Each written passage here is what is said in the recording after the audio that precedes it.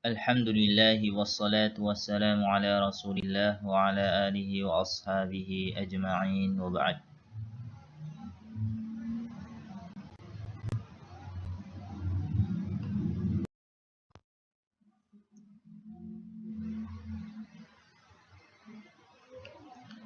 Kata bahasa Arab sebagaimana yang kita telah pelajari terbagi menjadi tiga. Yang pertama adalah isim atau kata benda. Kemudian yang kedua adalah fi'il atau kata kerja. Dan yang ketiga adalah harfun atau huruf.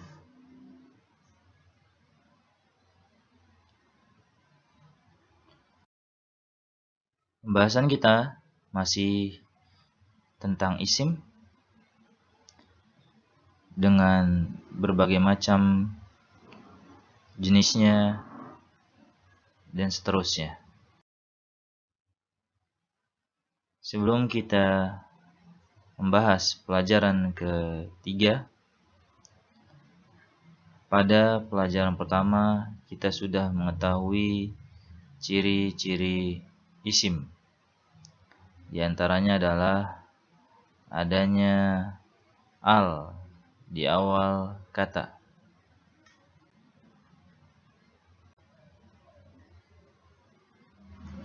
Isim jika terdapat al maka tidak boleh ditanwin.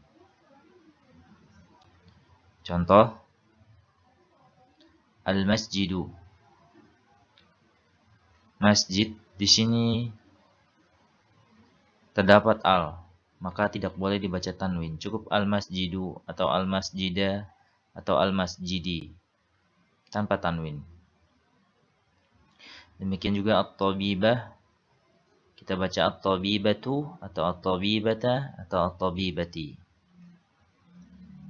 Al-walad juga sama, ada alif lamnya, maka tidak boleh tanwin jadi al-waladu atau al-walada atau al-waladi.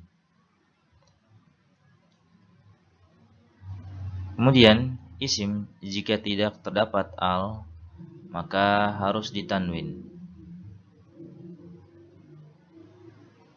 Contoh, masjidun tidak terdapat al atau alif lam maka harus ditanwin. Demikian juga tabibah tidak ada alnya maka harus dibaca tanwin. Tabibatun atau tabibatan atau tabibatin. Demikian juga walad harus dibaca dengan tanwin. Waladun atau waladan atau waladin.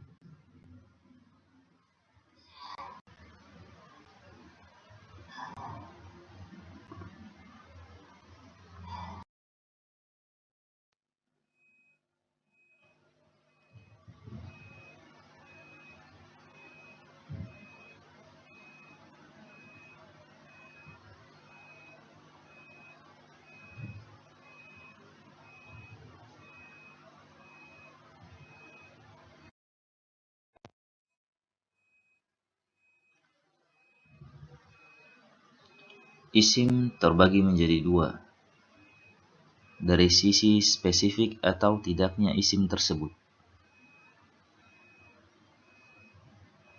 Yang pertama adalah isim nakirah, atau dalam bahasa Indonesia artinya adalah kata yang belum spesifik.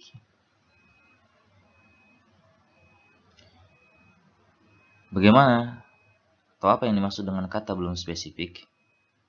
Misalnya, jika ada seorang yang berkata atau orang yang berkata, saya melihat seorang pria tadi malam. Maka setiap orang yang mendengarkan perkataan tersebut pasti belum mengetahui siapa seorang pria yang dimaksud. Apakah Muhammad namanya? Zaid? Apakah dia seorang presiden atau yang lainnya? Maka kata seorang pria dalam bahasa Indonesia belum spesifik. Yang kedua adalah lawan dari isim nakirah, yaitu isim ma'rifah. Yaitu kata yang artinya kata sudah spesifik dalam bahasa Indonesia. Misalnya, jika ada orang yang berkata kepada saya melihat kamu tadi malam. Maka setiap orang yang mendengarkan perkataan tersebut pasti sudah mengetahui siapa kamu yang dimaksud dalam perkataan di atas, yaitu orang yang sedang diajak bicara.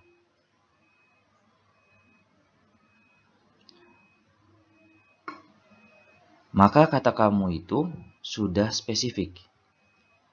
Kamu dalam bahasa Indonesia itu sudah spesifik.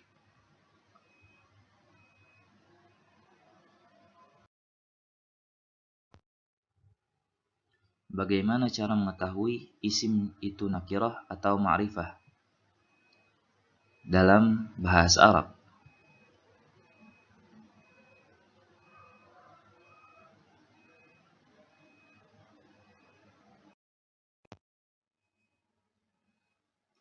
Yang pertama, isim nakirah.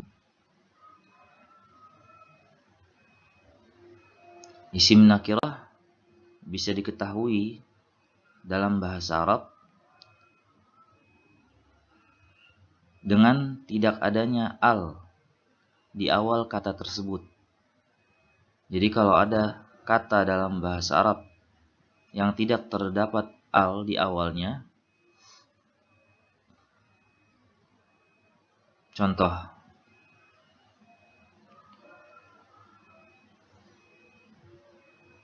rajulun, yang artinya pria. Rajulun di sini tidak terdapat al di awal kata rajul. Maka rajul kita katakan dia adalah isim nakirah.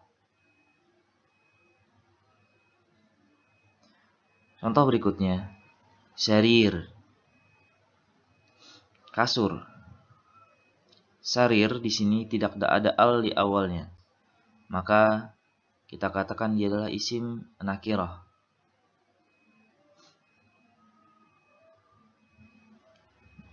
Demikian juga talibah. Talibah yang artinya siswi, kita katakan dia adalah isim nakirah karena tidak ada al di awal katanya.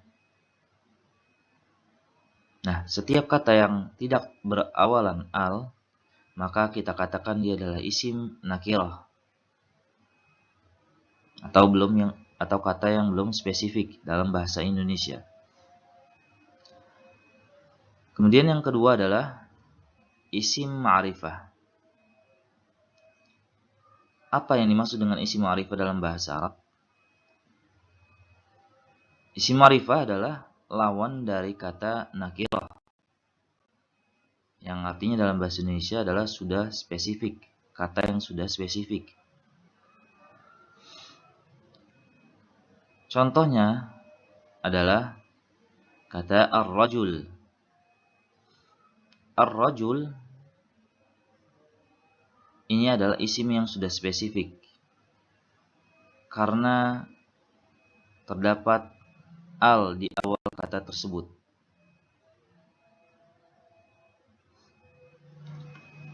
As-sarir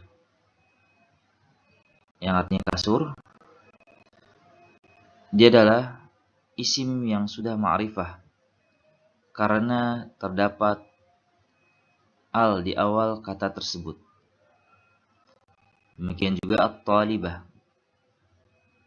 Semua isim ini atau ketiga isim ini terdapat al di awal katanya. Maka dalam bahasa Arab, setiap kata yang terdapat al itu sudah spesifik. Kita pasti sudah mengetahui pria yang dimaksud. Berbeda dengan rajul tanpa alif lam. Kita masih belum mengetahui pria yang dimaksud.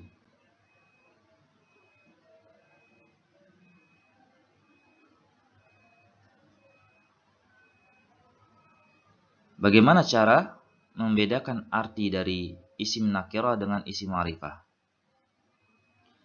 Di sini kita ketahui rajul pria, ar-rajul pria. Sarir kasur, as-sarir kasur. Talibah dan at-talibah sama-sama artinya siswi. Kita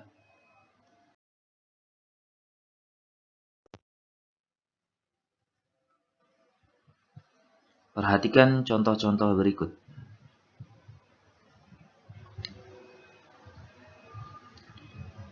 Misalnya, kita sedang berbicara kepada seseorang dan kita katakan, apakah kamu tahu Masjid Istiqlal? Orang tersebut yang kita ajak bicara tahu, iya, saya mengetahui Masjid Istiqlal.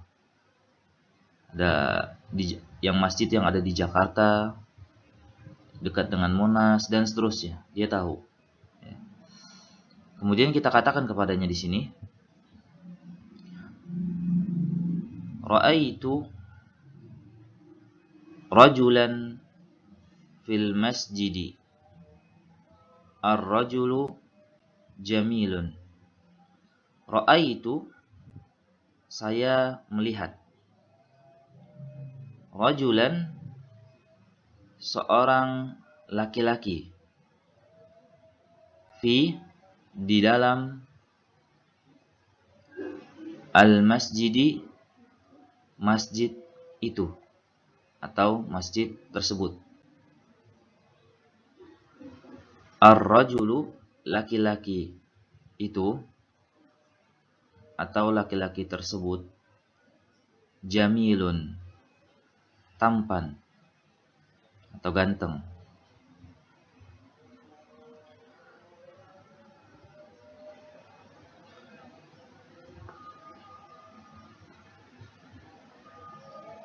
Ra'aitu, kita tidak dapati tanda-tanda isim,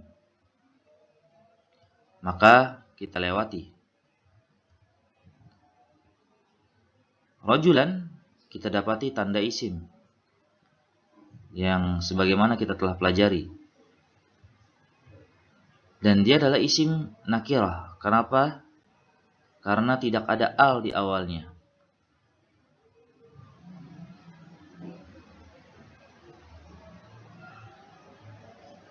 Fi, kita tidak dapati tanda-tanda isim.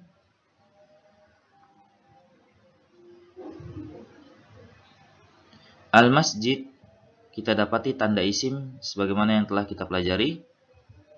Dan juga dia adalah isim ma'rifah karena terdapat al di awal kata ini. Ar-rajul, dia juga isim ma'rifah karena ada al. Dan jamilun, isim nakirah karena tidak terdapat al di awal kata ini. Baik, kita kembali. Saya melihat seorang laki-laki. Seorang laki-laki di sini dalam bentuk nakirah atau tidak berawalan al. Maka kita tidak mengetahui siapa laki-laki yang dimaksud. Fil masjidi, di dalam masjid tersebut. Maka kita sudah pasti tahu masjid yang dimaksud dalam perkataan ini, yaitu masjid yang tadi kita bicarakan di awal, yaitu adalah Masjid Istiqlal. Bukan masjid yang lainnya. Kemudian ar-rajul di sini menggunakan alif lam. Maka kita juga pasti sudah mengetahui siapa laki-laki yang dimaksud, yaitu laki-laki yang berada di dalam Masjid Istiqlal itu yang telah dilihat. Bukan laki-laki yang ada di Monas atau yang lainnya, tapi yang ada di Masjid Istiqlal. Kemudian jamilun, ini tidak ada alif lamnya, ya, yang artinya adalah tampan. Jadi dalam bahasa Arab setiap kata yang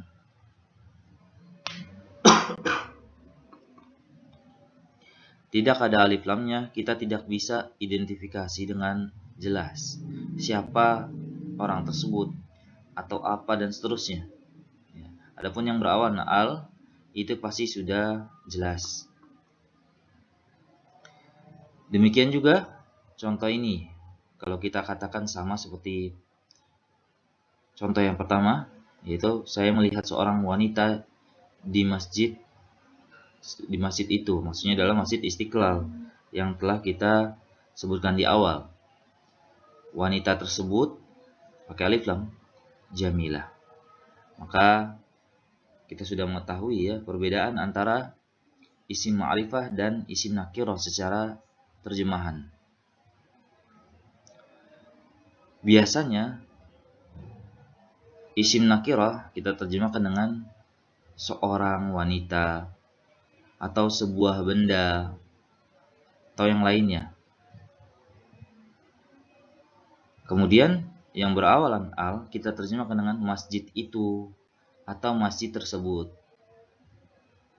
karena dia sudah ma'rifah. Ra'aitu tidak ada ciri-ciri isim sebagaimana yang ada contoh yang sebelahnya ya. Sama. Dan imra'ah ada ciri-ciri isim sebagaimana telah kita pelajari, yaitu adanya tanwin ya. Kemudian dia juga adalah isim muannas ya, karena ada cirinya yang setelah kita pelajari, dan dia adalah isim nakirah karena tidak berawalan al di kata ini. Sedangkan fi tidak kita temui ciri-ciri isim. Al-masjid ada ciri-ciri isim dan dia berawalan al, maka dia adalah isim ma'rifah. Dan tidak ada ciri-ciri muannas, maka dia adalah isim mudzakkar. Al-mar'ah isim muannas dan dia adalah isim ma'rifah karena berawalan al. Jamilah isim nakirah karena tidak ada alnya.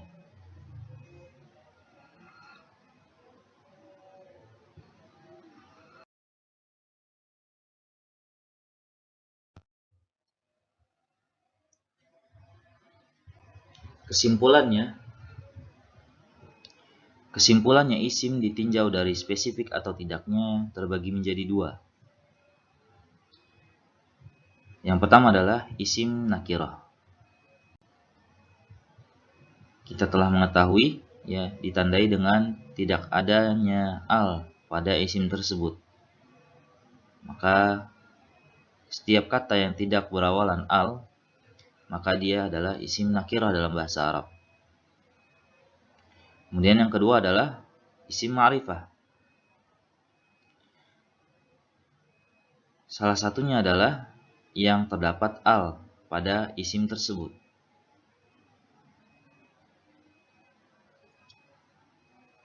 Masih banyak macam-macam isim ma'rifah yang lainnya, bukan hanya terdapat al saja dalam bahasa Arab. Insyaallah kita akan bahas macam-macam ma'rifah yang lainnya pada pertemuan-pertemuan berikutnya. Ikuti terus penjelasan isim ma'rifah yang lainnya.